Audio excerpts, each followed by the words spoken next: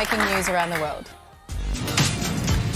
Vladimir Putin has delivered a marathon 4-hour address in which he's expressed his regret at not invading Ukraine sooner. He also said the war had made the country stronger. That's despite mass casualties and an estimated daily price tag of up to $1 billion. He also claimed he's ready for the war to end, but the Ukrainians are playing hardball. We have always said that we are ready for both negotiations and compromises. It's just that the other side, literally and figuratively, refused to negotiate.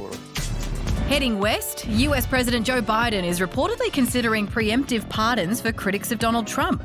They include the likes of Nancy Pelosi, Anthony Fauci, and members of the January 6th committee. They're concerned they could face retribution in the coming years. Some fear it would set a new precedent for mass pardons, something Trump could take advantage of while in power. And Giselle Pellico has been hailed a hero as she walked out of a French court. Her ex-husband has been sentenced to 20 years jail while 50 other men have been given shorter sentences. Among the offences, raping her while she was unconscious. Outside court, the feminist hero stood by her decision to waive her right to anonymity and make the trial public. I also think of all the unknown victims whose stories remain untold. I want you to know that we share the same fight.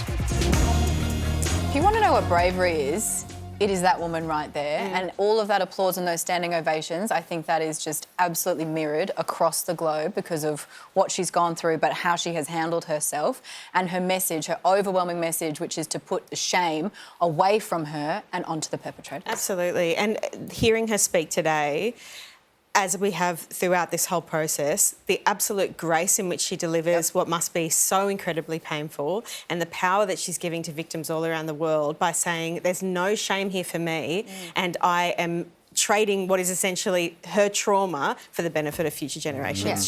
She is Person of the Year. Yeah, it's incredible. And the conviction rates are so low. I think I was looking, it's 10% in New South Wales, which is way higher, 1% in the UK. And I did a lot of work for a charity called Women's Aid that deals with sexual violence and domestic violence. And for most of us who have the privilege of not knowing what this is like at all, it's actually really hard to comprehend the idea of these things that are happening. It's obviously an extreme story, but behind closed doors, between married couples, the bravery of this woman and others who share those testimonies, absolutely incredible. Yeah, it really is.